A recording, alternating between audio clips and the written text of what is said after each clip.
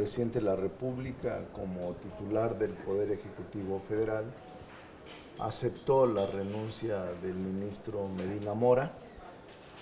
Hoy el Senado tiene ya la responsabilidad de su aprobación. El próximo martes, porque así se convocó, vamos a plantear en el orden del día la aprobación de la renuncia del ministro Medina Mora. ¿Tiene que pasar a comisiones? No necesariamente, depende de la presidenta de la mesa directiva. Hay dos alternativas, una que la turne a la Comisión de Justicia y otra que de manera directa se discuta. No se ha turnado hasta ahora, ¿verdad? No se ha turnado. Y lo más probable es que se discuta en el Pleno y se apruebe en el Pleno. Es mayoría simple y la ley, la Constitución, en su artículo 98 establece las tres hipótesis en el caso de ausencia de un ministro, cómo se cubren cuando hay licencias hasta por un mes o por un año, se nombran sustitutos, y en el caso de renuncia definitiva es el caso, el presidente la acepta y el Poder Legislativo por el Senado la acepta por mayoría simple. Entonces estaremos el próximo martes resolviendo para que de inmediato se inicie el proceso de sustitución, cuando envía el presidente la terna, y entonces sí, necesariamente turnarse a la Comisión de Justicia, hacer la comparecencia de los tres y votar por mayoría calificada en el Pleno. Ese es el proceso de sustitución del ministro de la Corte. Senador, el presidente... ¿No? Yo hablo con el presidente. Sí, normalmente me comunico de este tema, ¿no? Hablé con la secretaria de Gobernación ayer por la noche y nos pusimos de acuerdo en una colaboración de poderes de que me iba a enviar la solicitud y la comunicación de la renuncia para nosotros iniciar el proceso. Ella fue la que me comunicó verbalmente que el presidente había aceptado la renuncia. Oiga, el presidente justamente hoy en la mañana aludía que, pues, aunque no se expresan los motivos de manera precisa en la carta de renuncia, él considera que va a atender estos señalamientos de diversos depósitos millonarios a sus cuentas. No quisiera especular, no me gusta generar suspicacias sobre temas tan delicados. Yo entiendo que el ministro Medina Mora atenderá circunstancias y situaciones que le afectan, pero yo deseo que le vaya bien. Oiga, ¿y se puede procesar sin que se haya precisado en la renuncia las causas? Porque pues si la Constitución dice que solo por causas graves, si no se precisa... Sí, se puede procesar, aun cuando hay una omisión. Se estima que son causas graves cualquier renuncia de esta índole y que él pudiera expresarlas, pero es su derecho a no expresarlas. Pero van a salir, seguramente es parte de un proceso que será público en el caso de que estas sean. Hubo una las versión incluso de las circunstancias. que había salido custodiado por policías ayer de la Corte. No lo creo, hasta ahora sé que no es así.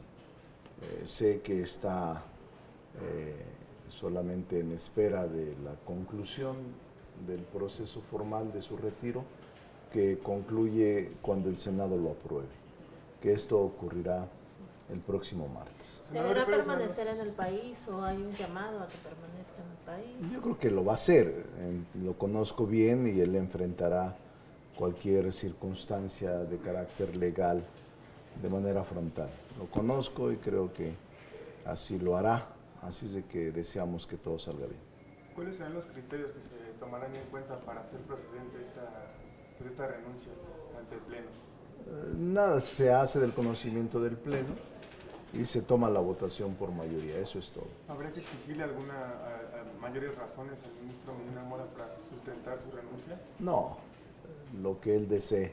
Si él quiere enviar algún asunto adicional a su renuncia, las veremos con seriedad. Pero si es su derecho no expresarlas, seguramente las enfrentará de manera directa. Y sobre estas acusaciones que está haciendo la oposición, el presidente del PAN ha dicho que es una injerencia de parte pues, del gobierno central morenista que está presionando al Poder Judicial. Son conjeturas falsas, especulaciones muy perversas.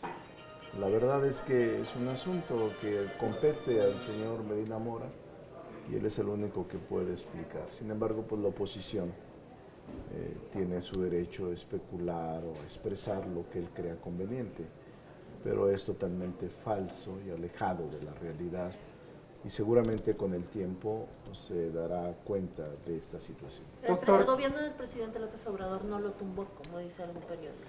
No, falso.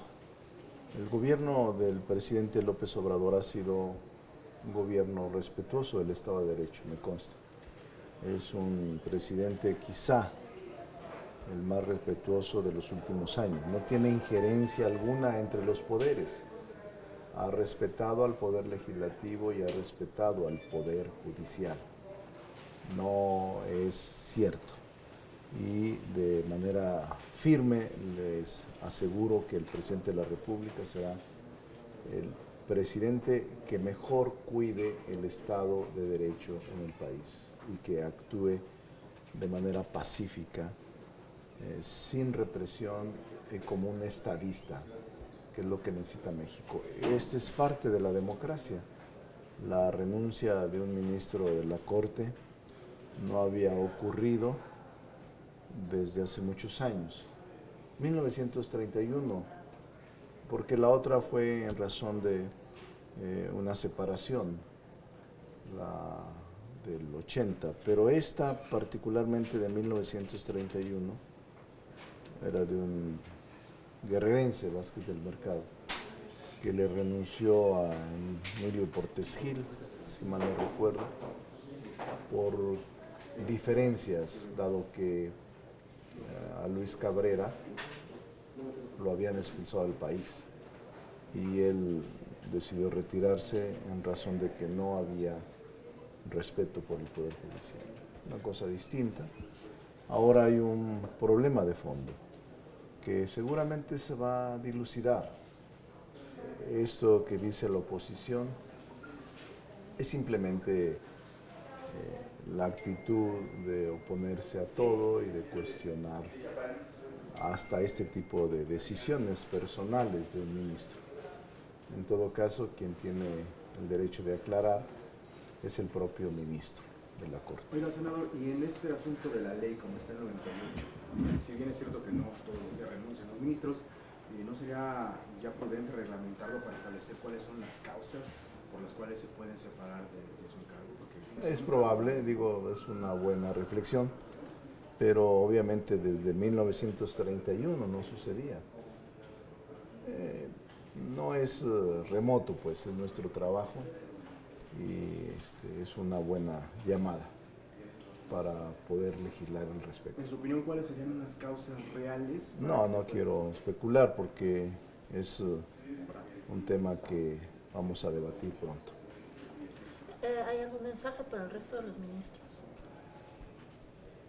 Que tengan tranquilidad, que la Corte está trabajando de manera normal, que un asunto de esta magnitud debe mantenerlos unidos como poder independiente, como poder autónomo, y que de nuestra parte expresamos nuestra solidaridad a la Corte como poder judicial autónomo e independiente, y que el hecho de presentarse esta circunstancia no impide que la Corte siga trabajando en todos los asuntos que le son planteados por los ciudadanos. Gracias, senador. Una técnica solamente para el ministro que se elige en sustitución de Medina Mora.